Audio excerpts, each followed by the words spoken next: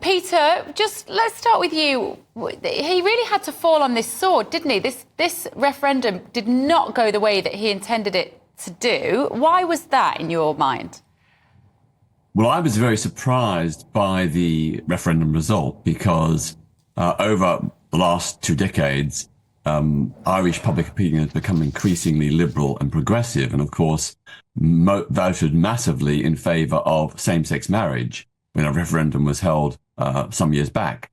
But this one was, as you say, it was to extend the definition of a family to all durable relationships, not just those within marriage. So it would extend to include cohabiting couples, both heterosexual and same-sex. Also extended families where mum and dad and kids live together with perhaps elderly grandparents or a sick aunt. So it was an attempt to make the family more inclusive and embracing.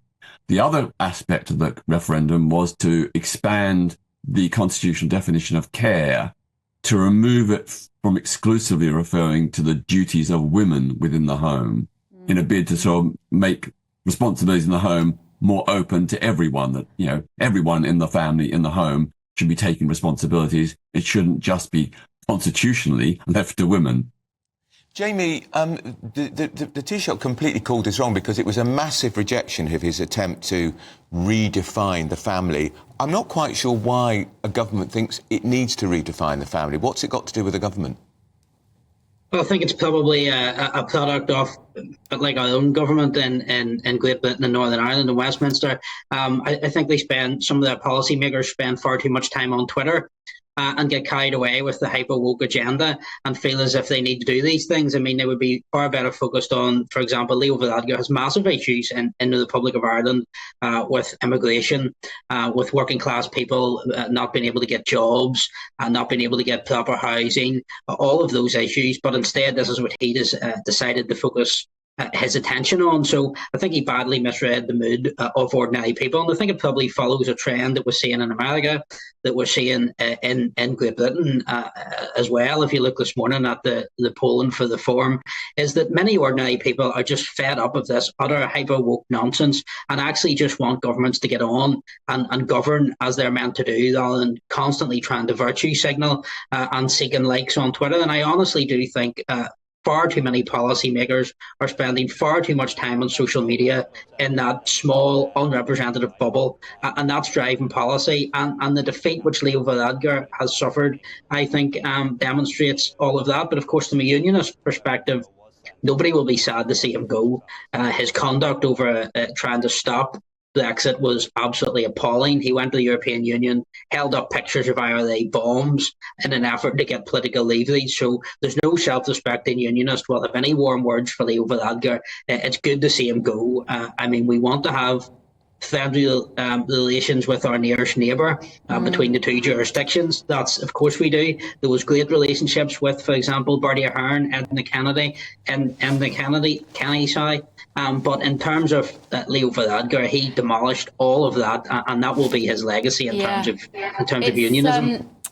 Peter, I think it's so fascinating, this event in Ireland, actually, because I think what it shows is that the left, we might call them the left, I guess, I'm not sure what that means anymore, but the very, very liberal-minded, those, and I would probably include you in this, Peter, actually, with some of the work you've done over the years, have pushed it so far in terms of redefining traditional terms, man, woman, family, and it's almost the backlash. It feels like that movement always wants more and more and more, and in an attempt to exceed public appetite, the pushback now towards a small c conservative mindset is extraordinary.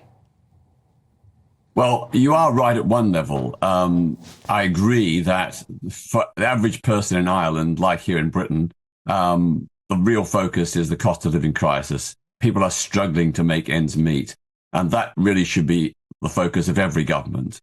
Having said that, this referendum was well intended.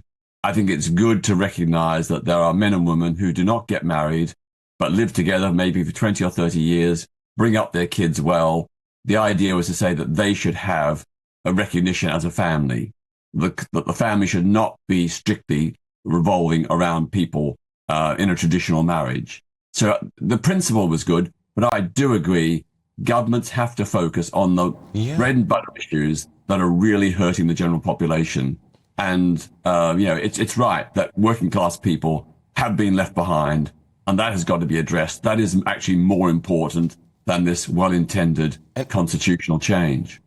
And Jamie, I was just looking at the figures. They're huge. 68% rejected the amendment on changing the definition of the family.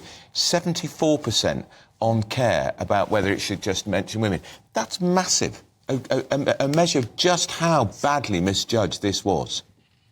Yeah, and I think, look, there's been this trajectory over recent years of we must do away with all traditional values, all traditional family values. We must dispense with all of that.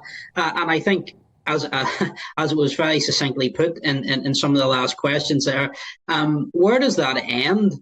We're going to redefine a man can now call himself a woman. We're going to redefine biological sex. We're going to redefine the tradition of marriage. We're going to redefine all of these things. And where does it end? There's no traditional anchor in society left. And tradition is not a bad thing. Traditional values is not a bad thing. It's not. And for a number of years, it's almost as if people who hold traditional values and views were demonized and were seen as somehow outcasts. And it was like a popularity contest on social media as to who could be more hyper woke, who could be more ridiculous in order to get likes and retweets. And nowhere we see that more. And I know this wasn't technically part of the Irish referendum than the transgender issue, for example. I mean, where does any of this end? If I decide this morning to self-identify as an elephant, I mean, they're going to put me in the zoo.